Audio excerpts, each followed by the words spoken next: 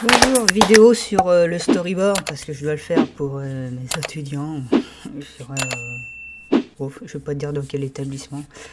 Bon, bref, je voulais faire un tuto avec un Santa Claus pour faire le jeu de mots.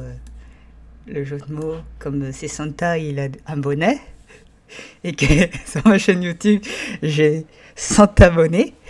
Donc voilà. Santa Bonnet, Santa Claus, voilà. Bon, voilà, maintenant c'est Santa Claus, Santa Bonnet. C'est nul! Voilà ce qui se passe. Moi, comment je fais les storyboards, je les fais directement sur After Effects. Ce qu'il faut comprendre, c'est que vous pouvez, par exemple, si vous avez en même temps, ce qui arrive en fait à mes étudiants, là, des prises de vue réelles, etc., faire des storyboards comme vous les connaissez. Vous savez, vous griffonnez sur un beau morceau de papier ce que vous devez mettre à l'intérieur de votre vidéo. Moi, dans mon cas, comme je suis motion designer, c'est un peu et graphiste. En fait, je suis principalement graphiste à la base. Il faut rendre tout ça de manière un peu en fait, c'est faire un peu comme si c'était du print à la base. Donc quand vous faites du print, si vous avez fait du print, normalement, ce qu'il faut faire, c'est griffonner votre mise en page avant de passer sur InDesign et vous passez sur InDesign. Mais le griffonnage, vous ne l'envoyez pas au client en fait. Le storyboard, comme on le connaît au cinéma ou dans les films d'animation, le griffonnage, des fois c'est des trucs qui sont montrés en fait. Hein. Moi je sais pas, je viens pas de l'audiovisuel, donc c'est montré, mais c'est dans l'objectif détourné, etc. Parce qu'il y a un plateau télé, c'est lourd et tout ça. Tandis que dans le motion design, en fait, ça fonctionne pas pareil. C'est que vous pouvez avoir tous les éléments graphiques et devoir montrer en fait je vais mettre des guillemets, votre mise en page si vous voulez. Donc ce que vous envoyez au client, ce sont des moments clés qui représentent en fait l'aspect final de votre film. Donc ici j'ai un film qui est terminé. Je vais reprendre, hein, même si je l'avais déjà expliqué à mes étudiants, mais comme la vidéo je vais la poster sur YouTube en même temps, je vais expliquer comment chez moi ça fonctionne. Ici j'ai un conducteur qui a été envoyé par le client. Le conducteur, il fait c'est marqué ce que la vidéo doit contenir. On a le format de la vidéo, le titre de la vidéo, et puis c'est marqué écran 1, quel est le secret de santé du Père Noël. Donc ça c'est ce qui doit marquer, parce que ici j'ai pas de voix off. Des fois il y a des voix off, ça aurait pu être une voix off. Là bon c'est écrit, c'est comme une espèce de sous-titre. Vous voyez que là c'est marqué quels sont les secrets de santé du Père Noël, et c'est marqué écran 2. Donc je passe à, vous voyez que là déjà il y a une composition pour l'écran 1 et la composition, il y a une autre composition pour l'écran 2. Vous voyez que là, il y a écran 2. Et vous avez marqué exercice. Puis faire, après, c'est marqué qu'est-ce que je dois faire. Qu'est-ce que je dois mettre. Vous voyez, c'est faire apparaître, en fait, une coche après le mot. L'exercice. Et là, on a une coche, tac, tac, un effet graphique. Et c'est marqué ici, visuel, Père Noël fait du sport. Donc, on a le Père Noël ici, si on regarde, il fait du sport. Ok. Je continue pas, hein. Après les écrans 3, écran 4, etc. C'est marqué ce qui doit apparaître sur votre storyboard. Et ensuite, vous avez ce qu'on a comme visuel. Et ici, c'est marqué ce qu'on a comme fond, parce que le fond, il peut changer.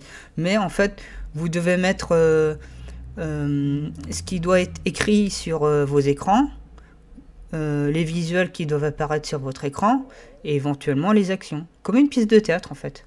Ce qui est dit, les actions, et puis la scène.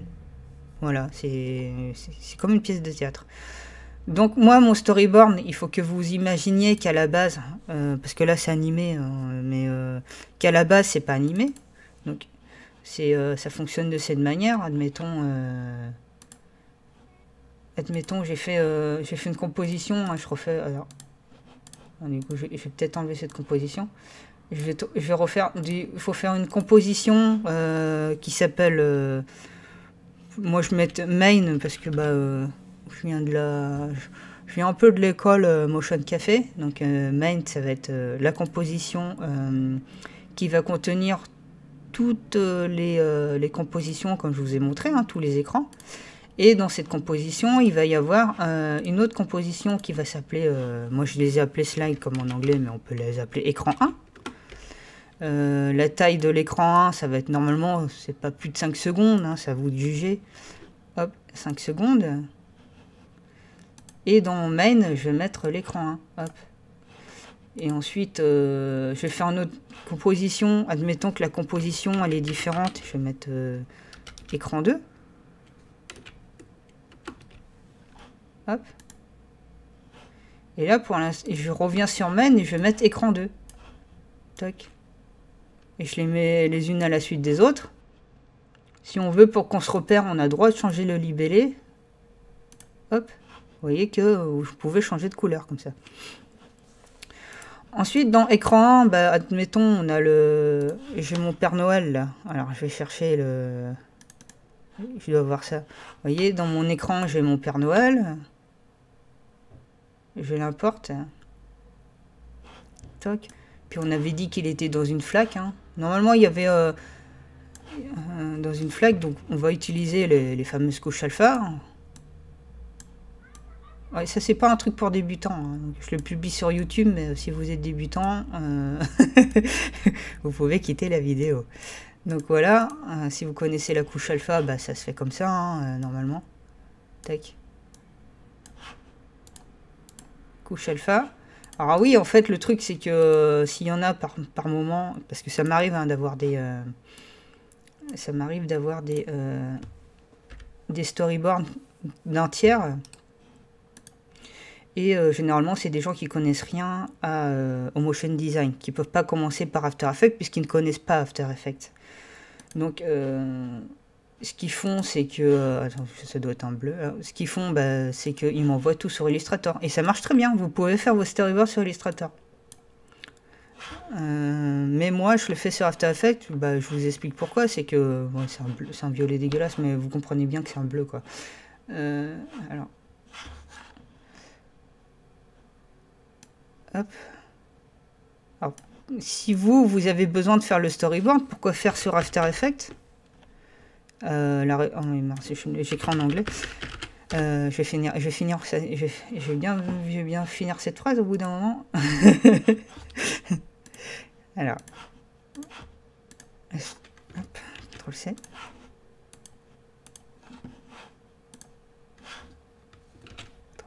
Alors pourquoi faire sur After Effects en fait? Vous voyez qu'on peut faire le storyboard sur After Effects. Pourquoi faire sur After Effects? C'est que vous posez tous vos éléments. Et ensuite, vous avez fait le storyboard. Comme je vous ai dit, ce storyboard-là, qui va être en PDF, il va falloir en fait que vous l'envoyez à votre client avant de faire l'animation. Sinon, si vous faites l'animation, ça peut ne pas plaire. Et vous repassez par un tour, vous recommencez tout, quoi. Donc là, pour éviter d'être dans une espèce d'effet tunnel, parce que je sais pas, vous commencez à animer votre Père Noël, puis en fait, votre client, il dit, non, en fait, j'aime pas le Père Noël, vous avez fait toutes vos compositions avec les animations, en plus, toutes vos storyboards avec un Père Noël qu'ils aiment pas. Donc là, vous avez perdu du temps. Tandis qu'ici, vous n'avez pas fait l'animation, vous avez perdu un peu de temps. Il faudra changer le Père Noël. Mais vous n'avez pas fait l'animation. Donc l'animation, c'est ce qui prend plus de temps. Donc du coup, ici, on a par exemple dans mon producteur, je continue, hein, je mets ho ho ho. Normalement, il y avait une typo qu'il fallait choisir. Je sais plus c'était quoi. C'était une typo bâton, mais qui était dans leur charte graphique. Hop. Ici, je vais tout sélectionner en blanc. Hop.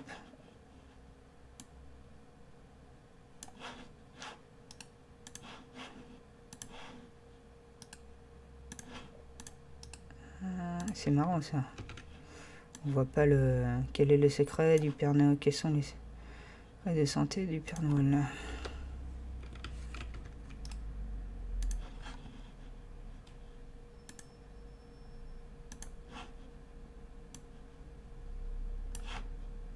Tac, voilà. Et là, vous avez l'écran 1. Hop. Ensuite l'écran 2, ça va reprendre ce qu'il y a par la suite. Hein. L'exercice, nanana. Vous avez compris le principe. Je ne vais pas vous faire l'écran 2. Mais admettons que en fait l'écran 1 reprend en fait... parce que ça arrive dans votre storyboard, vous pouvez avoir 2 fois la même image, mais le texte qui change.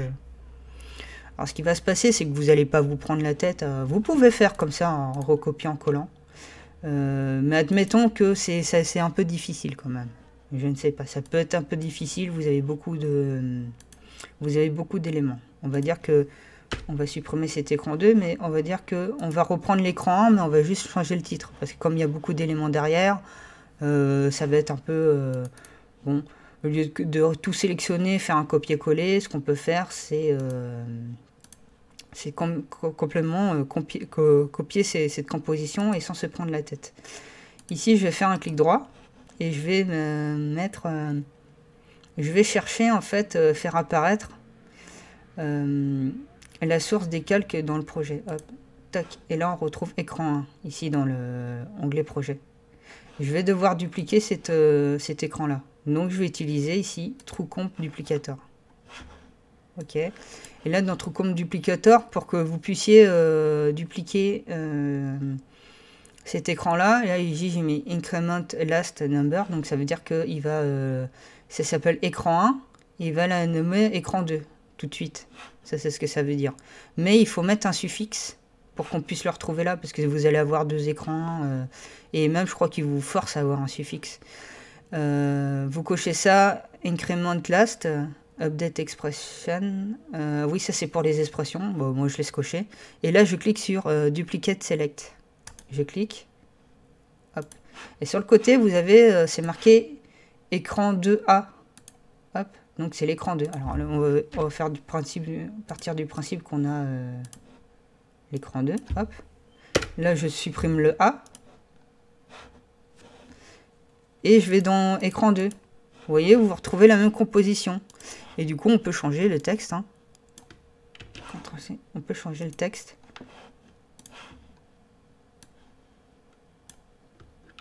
Boum.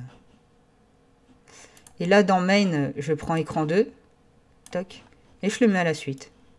Donc, du coup, vous avez écran 1. Vous avez toujours le même Père Noël, la même composition. Mais il n'y a que le texte qui change. Toc. Le texte, il change ici. Admettons qu'après, bon, ben, le storyboard il est validé, etc. Vous allez faire votre animation, mais vous allez vous servir que d'une composition. Ben, vous pouvez enlever l'écran 2 et puis travailler sur l'écran, c'est pas un problème du tout. Hein. Vous voyez, là c'est juste pour le... Ici c'est juste pour le storyboard. Maintenant, comment compiler ce storyboard là? Je sais pas, admettons vous travaillez sur... vous pouvez le compiler sur InDesign ou Illustrator. Hein. Je vous explique pas, on va pas y aller. Hein. Je vais pas ouvrir InDesign ni Illustrator. Mais vous pouvez faire... vous pouvez la remettre en PDF, tout simplement. Et pour ça, il faut que ces écrans-là soient en JPEG. Pour pas vous prendre la tête, vous mettez un marqueur là.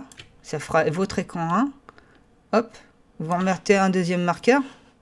Pourquoi je mets des marqueurs? C'est parce qu'admettons qu'après, vous avez le feedback de votre client. Il vous dit non, le fond, il doit changer. Vous placez, vous dites que c'est dans l'écran 1 que ça doit changer seulement dans l'écran 1. Vous maintenez image et vous allez dans le marqueur 1. Vous avez nommé... vous pouvez renommer vos marqueurs, alors ici, par exemple. Vous les renommez... alors, vous les renommez écran 1.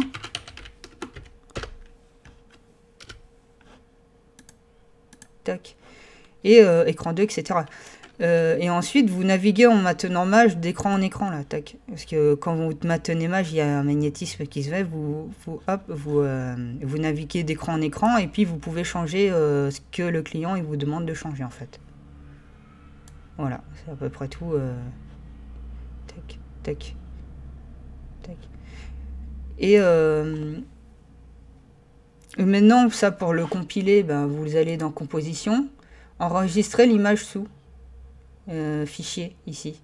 Alors, attention, hein, si vous le mettez en 1/4, vous voyez que l'image elle est pas bonne et que si vous faites composition, enregistrer l'image sous fichier, hop, il va vous le sauvegarder en 1/4. Donc vous veillez bien à ce que vous l'avez en intégrale.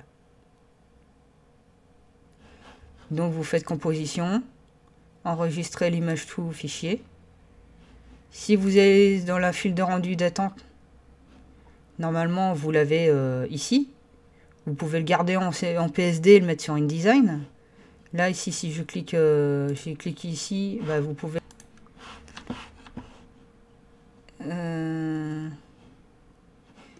et c'est à peu près tout. Vous pouvez les sauvegarder en JPEG ou en format Photoshop, c'est à vous de choisir. Hein. Ici, hop. Vous pouvez le mettre en PNG, JPEG, format Photoshop, comme vous voulez. Et vous n'avez plus qu'à les compiler. Moi, pour les PDF, je vous dis pas comment le faire. Hein. Il y a plusieurs solutions, Illustrator, Photoshop ou bien InDesign. Et vous faites un PDF avec vos images, quoi. Et là, à peu près, normalement, vous avez tout.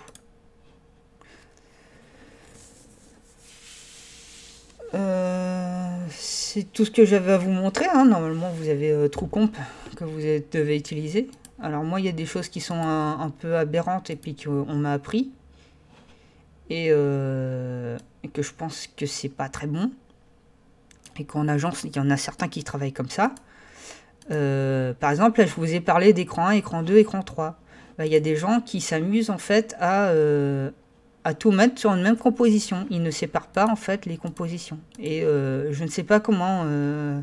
je vais vous expliquer c'est quoi la problématique. C'est admettons que vous mettez l'écran dans une même composition et l'écran 2 à la suite. Admettons que le client il veut rajouter un autre écran. Et ben va falloir que vous preniez... je vais vous le montrer. Non, je peux pas vous le montrer parce que c'est bien organisé là. Mais moi, pour ajouter un écran, je prends juste les compositions là et je rajoute un écran. Mais eux, étant donné qu'ils ont une tonne de calques en fait, admettons que c'est une composition comme ça, ils ont une tonne de calques les uns à la suite des autres. Ce qui va être embêtant, c'est qu'ils vont devoir prendre tous les calques comme ça, puis les pousser. Tandis que là, moi, tout ce que j'ai à faire, c'est pousser les slides ici et c'est bon. Donc voilà comment moi je fais mon storyboard, sachant que je vous conseille encore une fois de faire, si vous n'êtes pas à l'aise sur After Effects, si vous avez l'ambition d'être dans l'audiovisuel ou bien dans le motion design, je vous conseille clairement de faire de faire sur After Effects hein, directement. Audiovisuel, bon, il y a Premiere, mais donc du coup, peut-être pour les parties qui sont filmées en temps réel, comment dire, filmées sur le terrain. Il faut faire un storyboard de crayon, hein, ça c'est assez indéniable pour moi.